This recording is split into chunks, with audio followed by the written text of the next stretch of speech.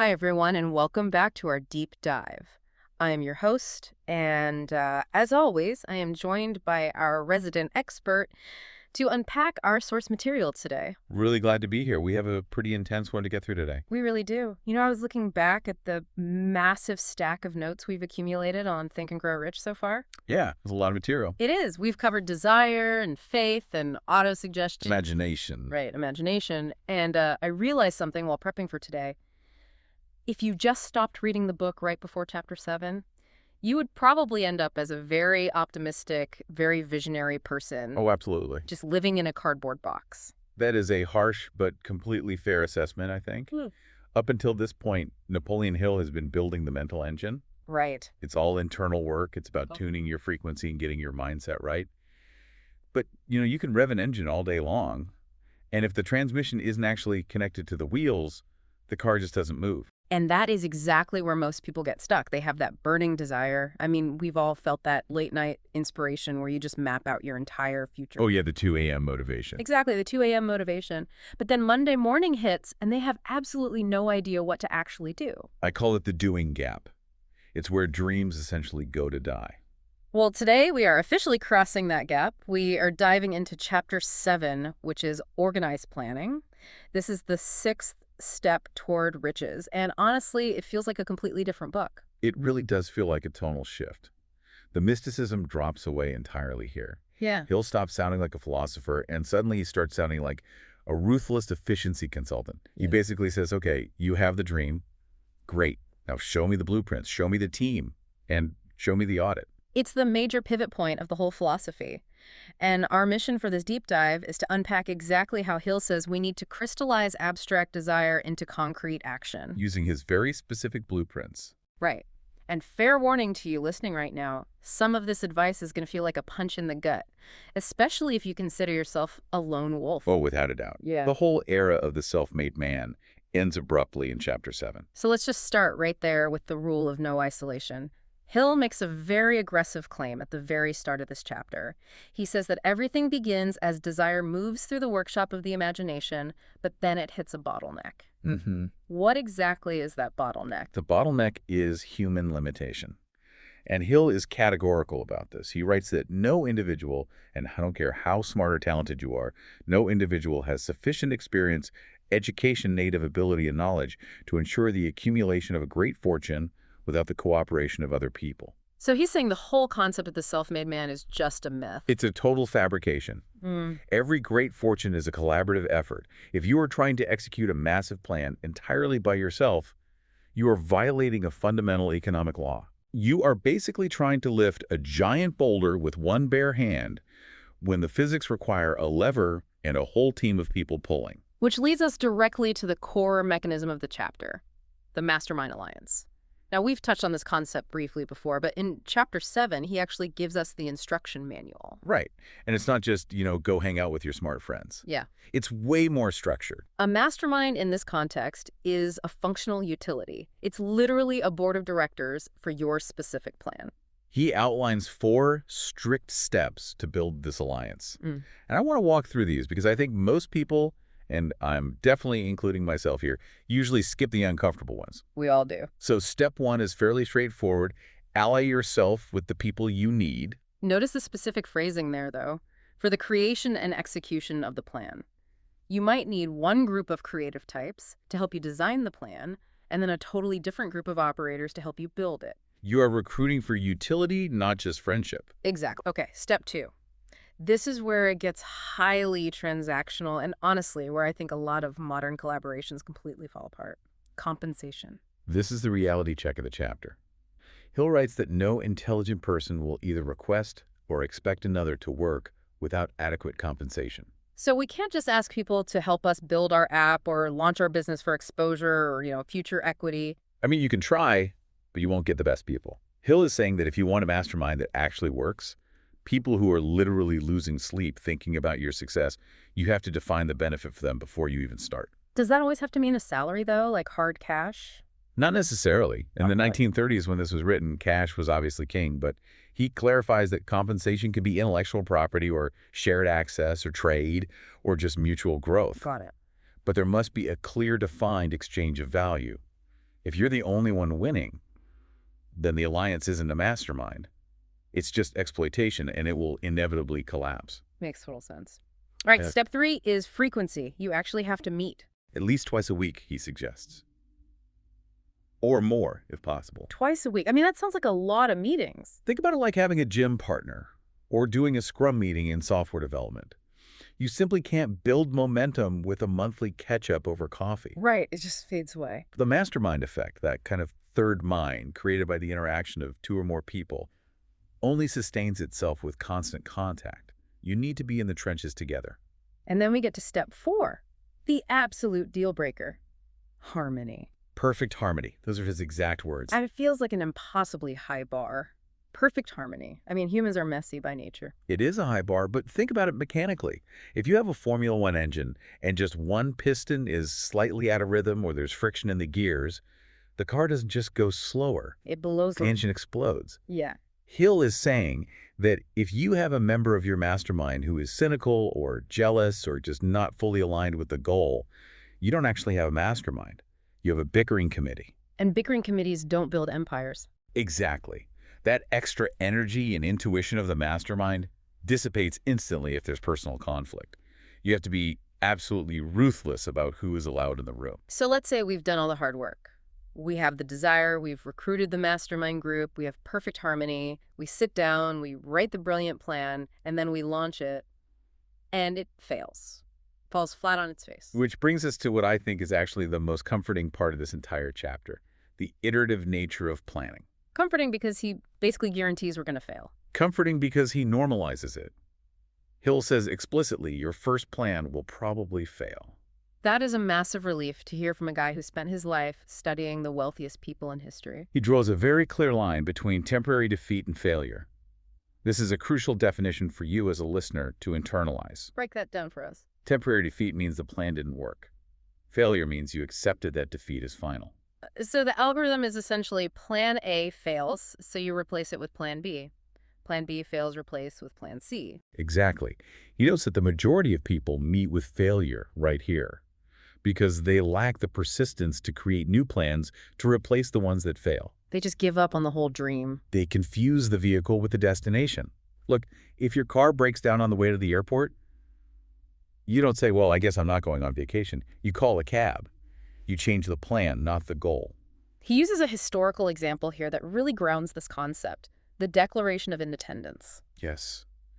This is one of my absolute favorite anecdotes in the book because it raises the stakes so high. We usually think of that as just a document, right? Just a piece of paper sitting in a museum with some fancy signatures on it. But Hill frames it as the direct output of a mastermind group. You had Adams and Lee and Hancock.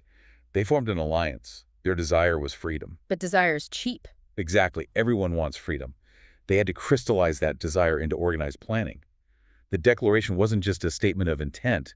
It was a highly strategic move that literally carried a death sentence if the plan failed. Talk about skin in the game.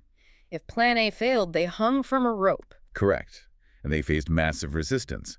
Their first plans didn't necessarily work smoothly at all. They had to iterate constantly during the war.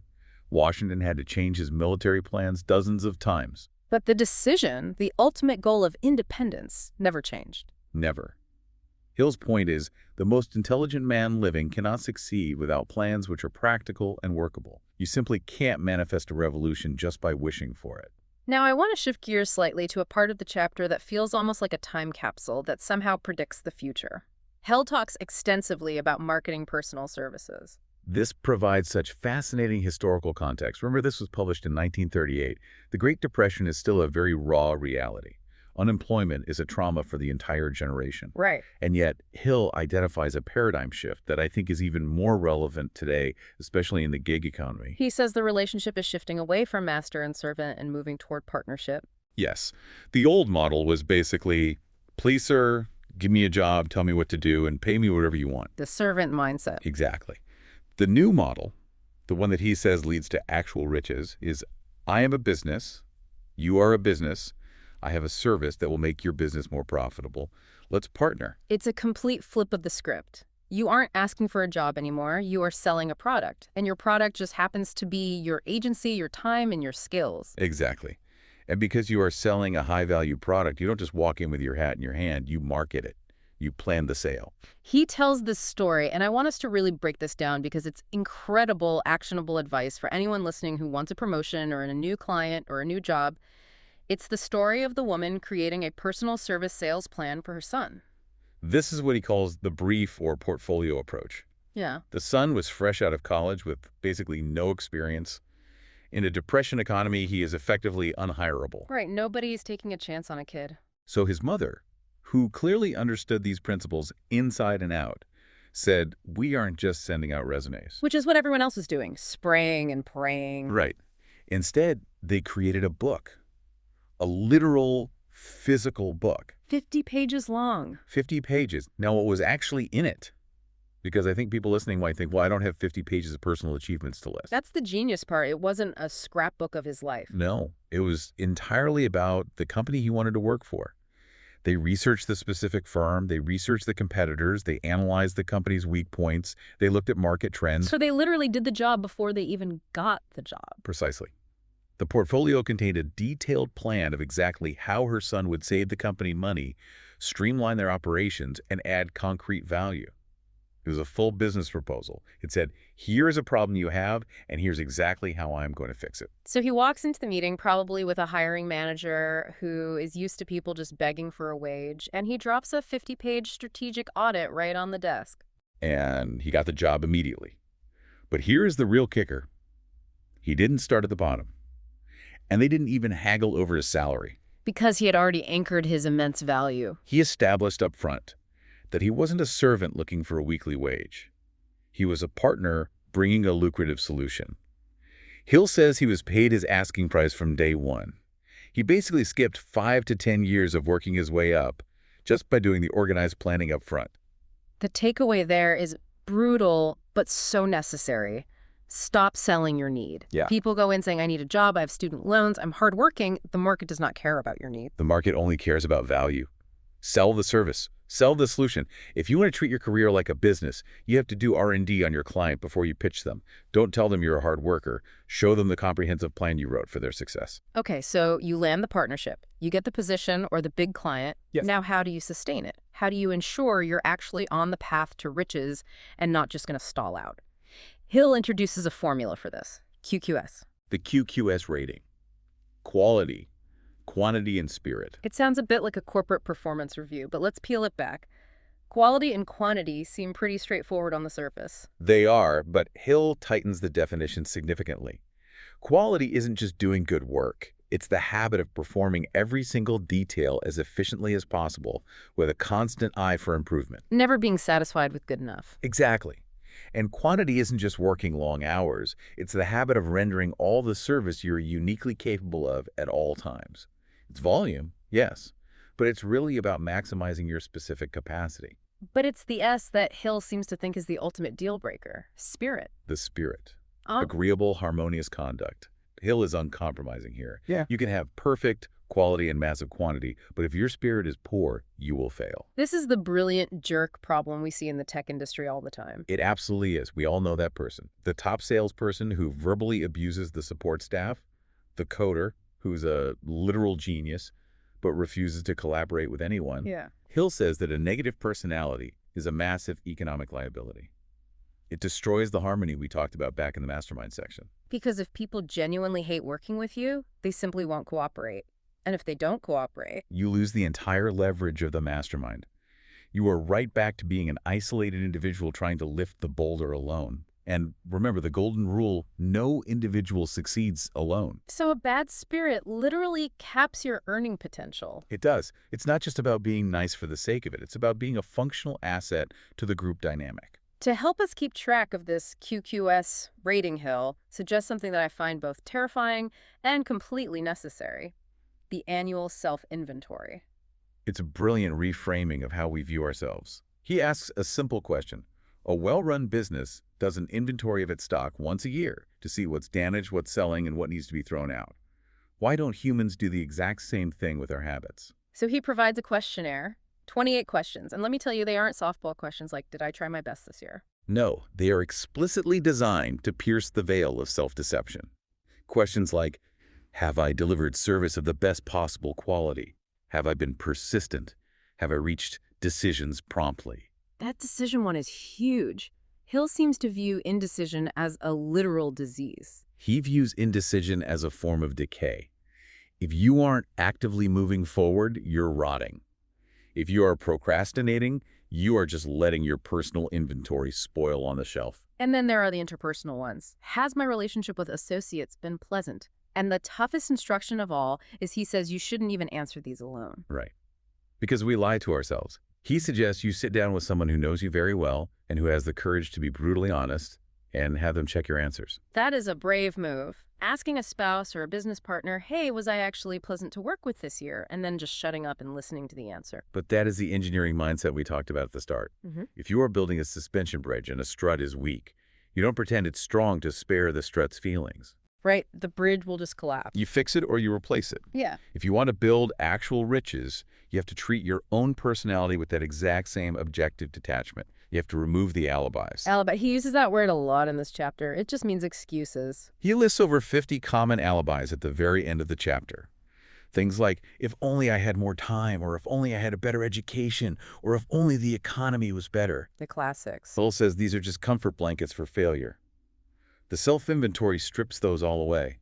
It forces you to look in the mirror and say, I am exactly where I am because of my own conduct. It really brings it all back to agency. Success isn't something that happens to you randomly.